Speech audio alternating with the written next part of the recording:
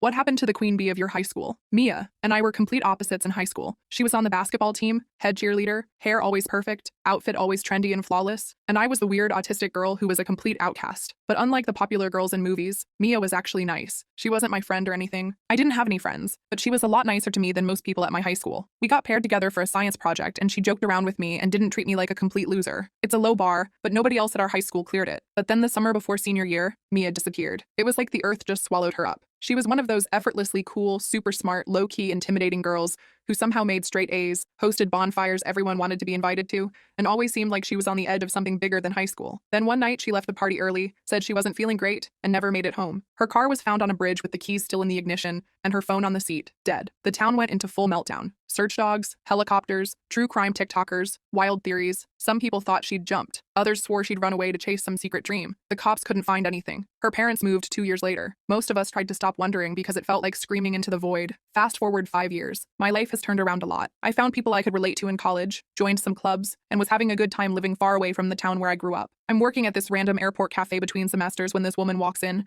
orders black coffee, and freezes when she sees me. It's her, Mia. Hair shorter, face older, eyes haunted but sharp. My jaw must have hit the floor because she laughed and said, "Let me explain." But not here. We sat outside in the loading zone, and she told me everything. That night she left the party. She'd been planning to drive to her cousin's house to crash, but on the way she stopped to help a guy who looked like he'd crashed his motorcycle. Except he hadn't. It was a setup. He drugged her, kidnapped her, took her to a cabin in the mountains, and kept her there for almost a year. She escaped when he left to get supplies and forgot to lock the back door. She found a ranger station, got rescued, and the guy was eventually caught. Here's where it gets insane. Instead of returning home, Mia decided to fake her identity and disappear completely. She'd been obsessed with this idea since she was a kid, that the life everyone sees isn't always the one you're meant for. And after going through something that terrifying, she didn't want to go back to being a small-town teen everyone pitied. So she changed her name, used cash from an old savings account her grandmother had left her, and started over in Portland, working as a tattoo artist, living anonymously, and building a new version of herself that had nothing to do with being the girl who vanished. She said she only came back because her dad had a stroke and she needed closure. But when she saw me, something clicked. She said, "I thought I could outrun who I used to be, but maybe I was just afraid of how strong I'd have to be to face her." I don't know why she told me. Maybe because I was the last person who'd ever tell the whole town. Either way, she let me hug her, asked me not to tell anyone, and disappeared again the next morning. I've kept the secret ever since, but I still look up sometimes when strangers walk into the cafe, just in case. And I wonder if maybe one day I'll see her again. But I'm glad we both got out of that town, one way or another.